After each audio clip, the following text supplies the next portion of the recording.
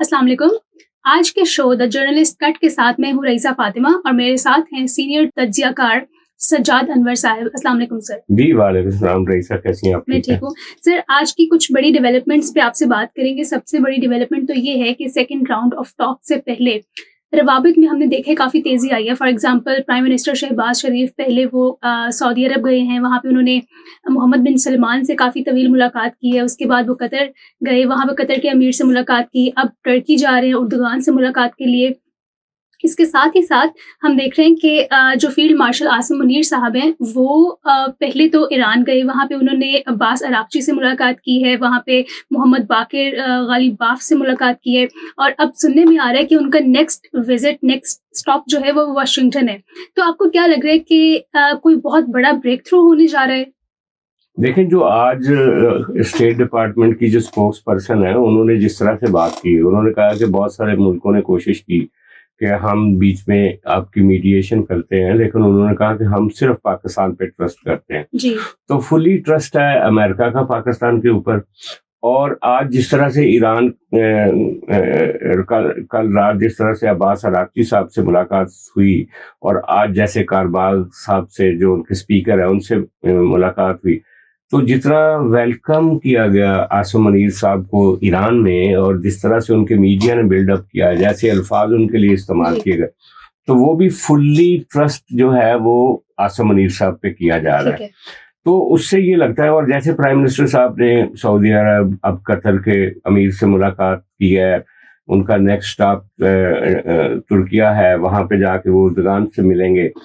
तो ये एक बुनियादी होमवर्क है उस ग्रैंड एक जो एकॉर्ड होने जा रहा है इस्लामाबाद में, एक बड़ा जिसको डिक्लेरेशन इस्लामाबाद डिक्लेरेशन कहा जाएगा इस्लामाबाद अकॉर्ड्स कहा या इस्लामाबाद अकॉर्ड कहा जाएगा। लेकिन इसके साथ ही साथ इस पर अभी तक बहुत सारे शेड्स हैं, ओके एक साए हैं इस सारे एग्रीमेंट के ऊपर। जैसे एक दिन पहले ईरानी पासदारान इनकलाब के जो नुमाइंदे हैं और जो राहबरे आला जो हैं खामनाई साहब, उनके जो स्पोक्समैन भी हैं, उन्होंने ये कहा कि हम अमेरिका के साथ एक लंबी जंग के लिए भी तैयार हैं। अगर बात गुफ्तगू नहीं होती कामयाब, जी तो हम इसके लिए तैयार हैं। और उनकी मल्टीपल लेवल पे एक तैयारी है। लेकिन जो अमरीकी वॉर मिनिस्टर हैं, जी अभी थोड़ी देर पहले वो ब्रीफ कर रहे थे, जी उन्होंने कहा जी कि हमारी बड़ी गहरी नजर है ईरान पे। अगर ईरान ने मुआहदा ना किया तो फिर एक बड़ी जंग के लिए और बड़ी तबाही के लिए तैयार हो जाए। ट्रंप भी इसी तरह की धमकी उससे पहले लगा चुके हैं। तो दोनों मुल्क eye ball to eye ball हैं एक दूसरे के सामने, एक दूसरे को देख भी रहे हैं। ये कामयाबी मुज़ाकरात की कामयाबी के लिए जो पाकिस्तान के साथ ताउन भी कर रहे हैं, ईरान भी ताउन कर रहा है जी और अमेरिका भी ताउन कर रहा है। ठीक है सर। आपकी इसी बात में से मैं 2 पॉइंट्स निकालूंगी। एक तो आपने जो अमेरिकन स्टेट्स डिपार्टमेंट की स्पोक्स पर्सन की स्टेटमेंट कोट की है, टैमी ब्रूस की, जिन्होंने कहा है कि पाकिस्तान एक वाहिद मुल्क है जो एक सालसी का बेहतरीन किरदार अदा कर रहा है और अमेरिका और ईरान के दरमियान, और अमेरिका को पूरा इत्मीनान है उस पर। तो आपको क्या लगता है, क्या वाकई और भी लोग थे जो सालसी का किरदार अदा करना चाह रहे थे, या वो कौन सी पार्टीज थी, कौन से मुल्क थे? आप इस पे कोई रोशनी डालें। अभी तो आप देखो ना कि Islamabad, Tehran, Washington, Islamabad, Saudi अरब, दोहा, अंकारा, जी ये एक तूफानी सफारतकारी जी जो हो रही है इस सामने आ वक्त। रही है। तो आज जब उसने कहा, अमेरिकन स्टेट डिपार्टमेंट की स्पोक्स पर्सन ने, कि बहुत सारे और दोस्तों ने भी कहा, यानी उनके जो फ्रेंडली कंट्रीज हैं, उन्होंने कहा कि हम कुछ करते हैं। मिस्र का नाम खास तौर पे सामने आता है, जिसको सऊदी अरब ने एक तरह से डिक्लाइन भी किया और उन्होंने कहा कि ये मिस्र वाले हर जगह पे पहुंच जाते हैं। इसी तरह टर्किश इन्फ्लुएंस भी था डायलॉग के अंदर। लेकिन कुछ खबरें ये हैं कि भारत ने आखिरी वक्त में, जब वो बहुत पीछे रह गया, तो उनकी लॉबी भी एक्टिव हुई वाशिंगटन में, और उन्होंने कोशिश की कि ट्रंप साहब से कम एक टेलीफोन कॉल तो करवा दी मोदी को, ताकि वो बिल्कुल पिक्चर से आउट ना हो। और उसको बड़ा बेचा है वहां के मीडिया ने। लेकिन हो सकता है कि मोदी ने उस जगह पे कहा हो कि हम, इंडिया भी कुछ मदद कर सकता है नेगोशिएशंस के लिए। لیکن امریکہ نے سب آفرز کو ڈکلائن کر کے عاصم منیر صاحب کی جو شخصیت ہے اس کو پاکستان میں بعض لوگ جو عمران خان کے حامی ہیں وہ بڑا عجیب و غریب لفظوں سے یاد کرتے ہیں، لیکن فیکچولی یہ ہے کہ انہوں نے اپنی سمارٹنس سے، اپنے انفلوئنس سے، اپنی ایک جو خاص طور پہ انڈیا کے ساتھ جو جنگ ہوئی اس کے بعد جس طرح سے وہ گرو کیا انہوں نے، جس طرح سے ایران میں تو حیران ہوا کہ ایران کی ہائی لیول لیڈرشپ جو ہے وہ کس طرح سے اس کا استقبال، عراقی خود آئے ہوئے تھے ایئرپورٹ پہ ان کو ریسیو کرنے کے لیے، اور جب وہ ان سے معانقہ کر رہے تھے تو اس میں ان کی گرمجوشی نظر آ رہی تھی، اور وہ خاص ایک جو محبت ہوتی ہے وہ نظر آ رہی تھی عاصم منیر کے ساتھ۔ اسی طرح کی گفتگو ٹرمپ کر رہے ہیں۔ ٹرمپ ہر جگہ پہ کہتے ہیں کہ field marshal is doing well, اور آج ان کی اسپوکس پرسن نے کہہ دیا، تو ایک کرزما تو انٹرنیشنلی انہوں نے اپنا ثابت کر دیا، اور وہ کرزما جو ہے وہ اسرائیل کو بھی ناپسند ہے بہت زیادہ، یہ جو آپ کے انڈیا نیبرنگ کنٹری وہاں پہ بھی بہت تکلیف ہے، اور عمران خان کے چاہنے والوں کو بھی بہت تکلیف ہے۔ لیکن فیکچولی عمران خان کے بہت سارے چاہنے والے وہ بھی تھے جو شیعٹس کمیونٹی کے، ان کا کہنا تھا کہ ایران بیٹریڈ فیل کر رہا ہے، ایران پاکستانی گورنمنٹ کو، پاکستانی ملٹری کو اس طرح سے رسپیکٹ نہیں کر رہا۔ تو کل رات سب نے وہ دیکھ لیے مناظر کہ پاکستان کی تہران میں کتنی عزت ہے، انہوں نے عاصم منیر صاحب کے جانے پہ بھی ایک ترانہ بنا دیا۔ تو بہرحال یہ وہ آبجیکٹیوٹی کے ساتھ ہمیں دیکھنے کی ضرورت ہے۔ میں کسی ملٹری ڈکٹیٹرشپ کے مخالف ہوں۔ کل کو عاصم منیر صاحب اگر کوئی مارشل لا لگانے کی کوشش کریں گے تو ہم اس کی مخالفت کریں گے، لیکن اگر وہ کوئی پازیٹیو رول اپنا انٹرنیشنلی، ان کا انفلوئنس اگر آگے ایک طرح سے بڑھ رہا ہے اور وہ پاکستان کی عزت میں اضافہ کر رہے ہیں تو دین اٹس اوکے۔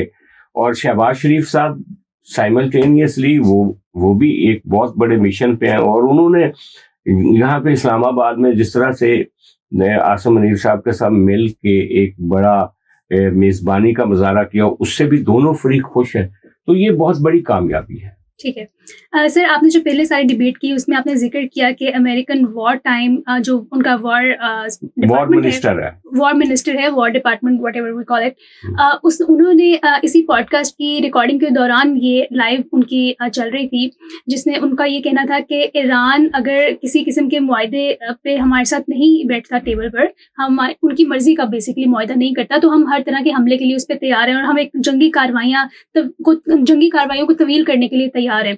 جبکہ جو ان کا کانگریس ہے، یو ایس کانگریس، انہوں نے مسترد کر دی ایک قرارداد جس میں کہ مزید حملوں کی بات کی گئی تھی۔ تو ایک قرارداد ان کی کانگریس میں پیش کی گئی تھی ریپبلکنز کی طرف سے کہ جو ایران پر مزید حملوں کی اپروول دی جائے، تو ان کی جو کانگریس ہے انہوں نے ریجیکٹ کر دی اس قرارداد کو نا ایک بڑے ووٹ سے۔ یہ ایک بڑی خبر ہے، لیکن کیونکہ ٹرمپ وہاں کے سپریم کورٹ کو اور وہاں کی پارلیمنٹ کو بھی خاطر میں نہیں لاتے، اور جنگ کے لیے فیصلہ کرنے کے لیے وہ سمجھتے ہیں کہ وہ خود ہی بااختیار ہیں، تو اس لیے ان سے کچھ ہمیں بعید نہیں ہے کہ ٹرمپ کیا کر سکتا ہے، وہ کانگریس کو کتنی رسپیکٹ کرتا ہے کتنی نہیں کرتا۔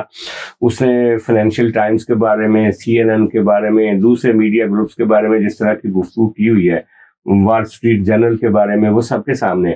لیکن اب اگر اس میپ کو دیکھیں نا کہ ٹرمپ کیوں اس جنگ سے نکلنا چاہتا ہے، وہ تو کہتا ہے نا کہ ایرانی شدت سے اس جنگ سے باہر نکلنا چاہتے ہیں، دراصل لفظ الٹے ہیں، وہ خود اس جنگ سے نکلنا چاہتا ہے۔ امریکیوں کو صاف نظر آ رہا ہے کہ اگر یہ جنگ ایکسپینڈ کرتی ہے اور آبنائے ہرمز کا جو کنٹرول ہے آج بھی، جو وہ ان کے جو ایرانین پاسداران انقلاب کے جو ایک کمانڈر ہیں، انہوں نے یہی کہا کہ اگر ان میں اتنی سخت ہوتی تو یہ آبنائے ہرمز ہم سے خالی کروا لیتے، وہ نہیں کر سکے یہ، اور اس کے لیے وہ جائیں گی بھی نہیں۔ وجہ یہ ہے کہ وہاں پہ اسٹریٹجیکلی ایران ہر چیز کو تباہ کر دے گا۔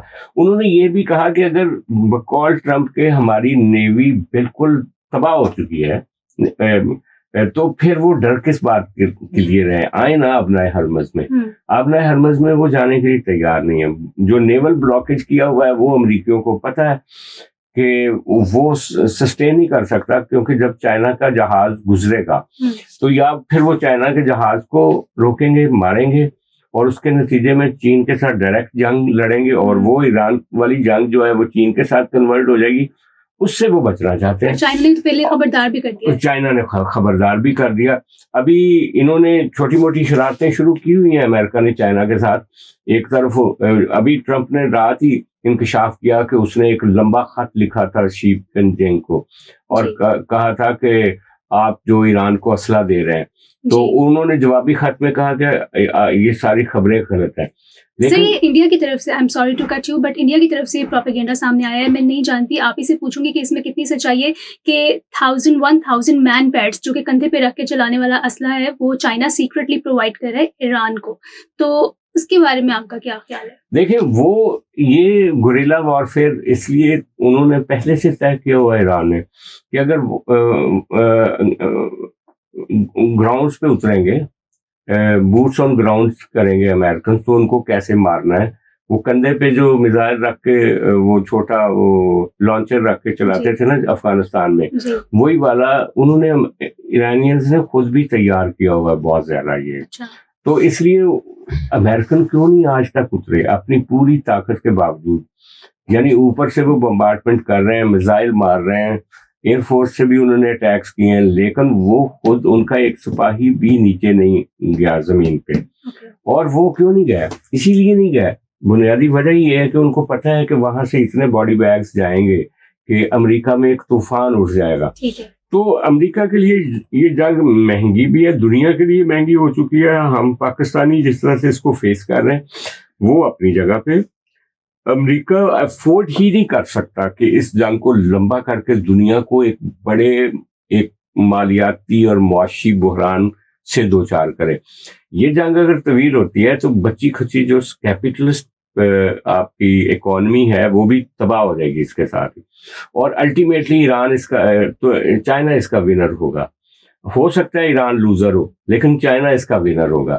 تو چائنا کو روکنے کے لیے بھی ان کے لیے ضروری ہے کہ یہ جنگ جلدی سے جلدی ختم کی جائے. یہ باقی بڑھ کے ہیں ساری کہ ہم تباہ کر دیں گے. اگر تباہ کرنا ہے، اگر ان کی تہذیب کو ختم کرنا ہے، تو پھر یہ ڈائلاگ کی بار بار چیزوں کے اوپر زور کیوں دیا جا رہا ہے اور پاکستان کو کیوں انگیج کیا جا رہا ہے؟ مجھے تو بڑی امید ہے کہ یہ جو امریکنز ہیں، جو بھی ان کو ملے گا ایران سے، وہ ایک ایگریمنٹ کرنے کے لیے چلے جائیں گے.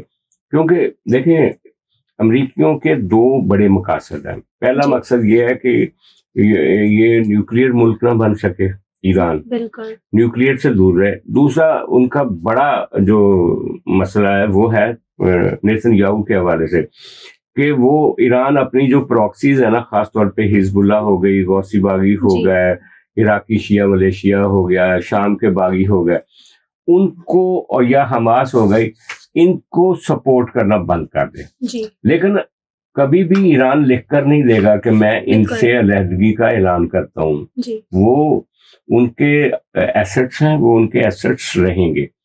اس پر ایران ان سے سمجھوتا ضرور کر سکتا ہے کہ یہ جو انریچمنٹ کی یورینیم انریچمنٹ کے اوپر کوئی بات ہو سکتی ہے، کیونکہ نیوکلیئر شاید ابھی ایران کی آپشن نہیں ہے. ٹھیک ہے جی ٹھیک ہے. سر پہلے ابھی چائنا کا ذکر ہو رہا تھا، چائنا کی ہی مزید بات کر لیتے ہیں کہ کل کی خبر ہے کہ چائنا کے 2 بڑے بینکس کو خط لکھا گیا ہے امریکہ کی جانب سے، جس میں انہوں نے کہا ہے کہ ان پہ سینکشنز لگائی جائیں گی اگر ایرانی پیسے ان کے بینکس میں پائے گئے.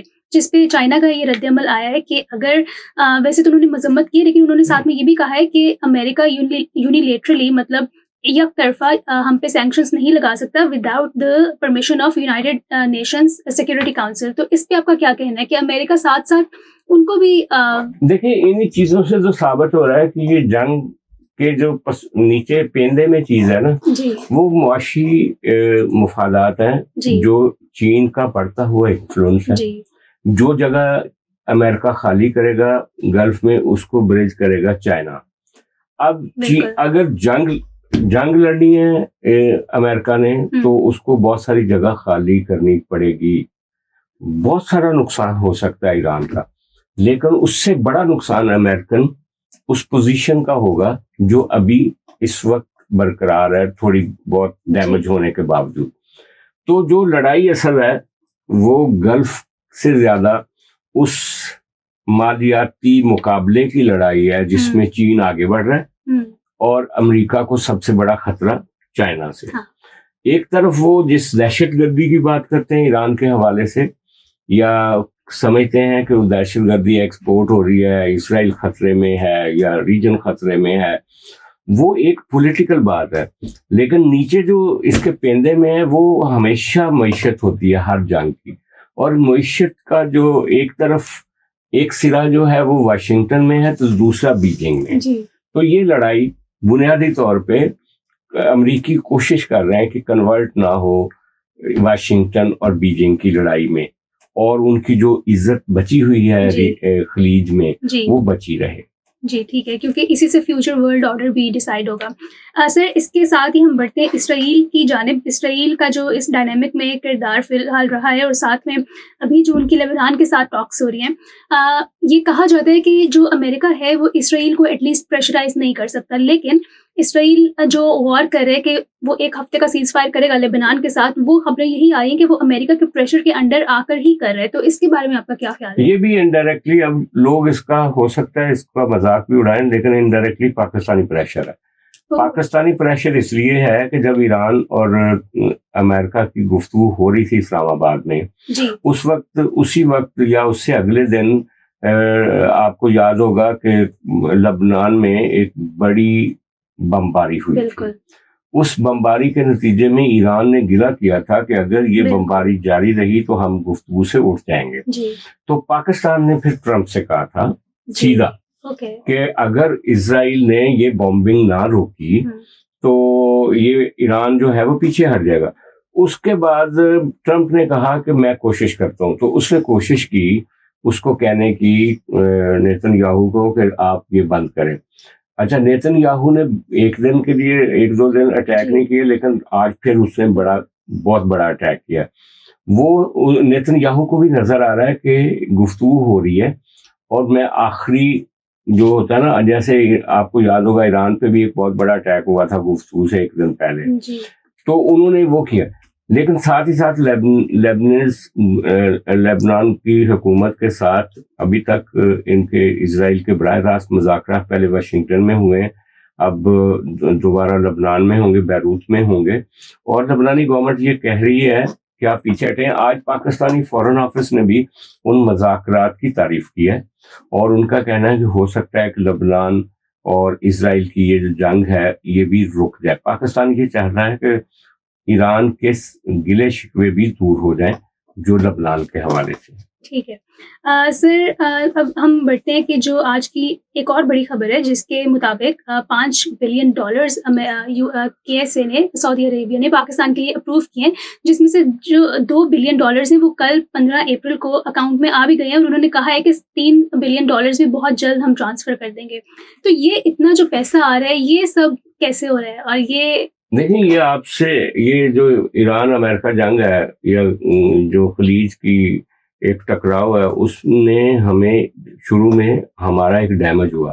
وہ ڈیمیج یہ ہوا کہ UAE جو تھا وہ بالکل مخالف سائڈ پہ جا کے کھڑا ہو گیا. UAE کے ساتھ پاکستان کے پہلے بھی کچھ معاملات اچھے نہیں تھے. پاکستان یہ بار بار کہہ رہا تھا کہ خاص طور پہ بلوچستان کی جو انسرجنسی ہے وہ UAE سے ان کو فنڈ ہو رہا ہے, اور اس سے پہلے افغانستان کے بارے میں بھی UAE سے ہی فنڈنگ کا پاکستان گلا کر چکا تھا. اور پھر UAE کا سعودی عرب کے ساتھ ڈائریکٹ پرابلم ہے, اور ہم سعودی عرب کے ساتھ ایک معاہدے میں ہیں. اچھا, اس کے بعد ہی جب سے ہم نے سعودی عرب کے ساتھ ایگریمنٹ کیا تو UAE کافی ہوسٹائل ہو گیا تھا, اور وہ اسرائیل کی ویسے بھی جولی میں ہے اس وقت. تو اس کی وجہ سے ہمارے تعلقات اتنے خراب ہوئے کہ UAE نے جو ہمیں $3 ارب دیا ہوا تھا وہ ہم سے مانگ لیا کہ ہمیں واپس کریں. اور اس بحران کی صورتحال میں جب آپ مہنگا تیل خرید رہے ہیں, جب آپ کے ملک میں بجلی کی پروڈکشن کے مسائل ہیں, جب بجٹ کے اور پرابلمس ہیں, اس کی جنگ کی وجہ سے ریمیٹنسز جو ہمیں مڈل ایسٹ سے آنے تھے وہ بھی کم ہو گئے, تو اس کرائسس میں اس نے پیسے مانگ لیے. جی اب یہ پیسے کہاں سے, خود تو دے نہیں سکتے تھے. ٹھیک ہے. تو پھر پاکستان نے جو سعودی عرب کے ساتھ گفتگو کی, اچھا اور یہ ہماری جو اسلام آباد میں جس دن ٹاکس ہو رہی تھیں امریکہ اور ایران کی, اس سے ایک دن پہلے سعودی وزیر خزانہ پہنچے تھے اسلام آباد, شاید آپ کو یاد ہوگا. تو اس وقت پاکستان نے جو ان کو بریف کیا کہ جس طریقے سے اگر یو اے کے پیسے ہم واپس دیتے ہیں تو ہمارے لیے کیا مسائل ہوں گے, تو وہ ایک خوشخبری دے کر گئے تھے کہ وہ ہم کر لیں گے.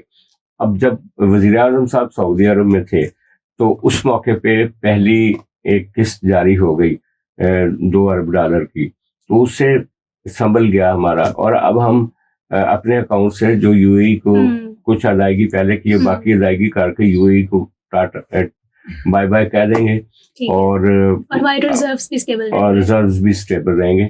اس کے پیچھے یہ کہانی ہے. اچھا ٹھیک ہے سر, اسی شو کی ہم لاسٹ پوائنٹ کی جانب بڑھتے ہیں, وہ یہ کہ 2024 سے لے کر 2026 تک یہ رپورٹ شائع ہوئی ہے کہ تقریباً 10 امریکن سائنٹسٹ غائب ہوئے ہیں. اب وہ غائب ہوئے ہیں, وہ ان کو اساسینیٹ کر دیا گیا ہے, کس نے کیا ہے, کون سے اس میں پارٹیز یا ممالک شامل ہیں, اس پہ آپ کوئی اپنا تجزیہ پیش کریں.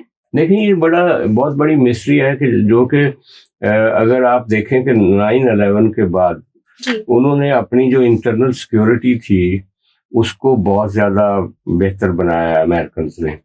اب امریکہ جیسے ملک میں 10 سائنسدانوں کا مسنگ ہو جانا, اچھا اب خبریں تو ہمارے پاس جب خبر نہیں ہے تو کیا بنائے جاتے ہیں.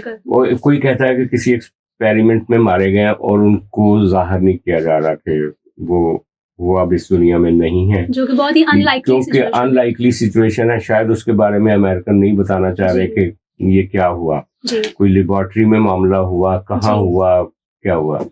کچھ لوگوں کا یہ کہنا ہے کہ ہو سکتا ہے کہ وہ جاسوسی کر رہے ہوں کسی دوسرے ملک کے لیے, اور ان کو ابھی کڈنیپ کر لیا ہو CIA نے, اور وہ مسنگ ہوں, جیسے ہمارے ہاں کچھ لوگ مسنگ ہو جاتے ہیں. یہ بھی ایک پاسبلٹی ہے.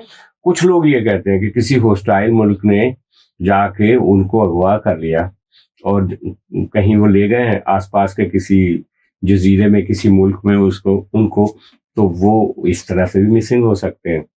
تو کچھ یہ لوگ بھی کہتے ہیں کہ اس کے پیچھے ایران یا چائنا کا ہاتھ نہ ہو, لیکن ابھی تک کچھ نہیں وثوق سے کہا جا سکتا. جو اطلاعات آ رہی ہیں کہ ان کے ساتھ بیچاروں کے ساتھ کیا ہو.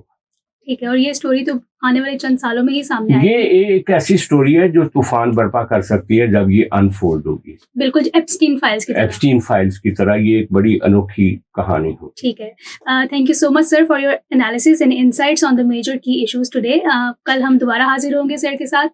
تب تک کے لیے خدا حافظ.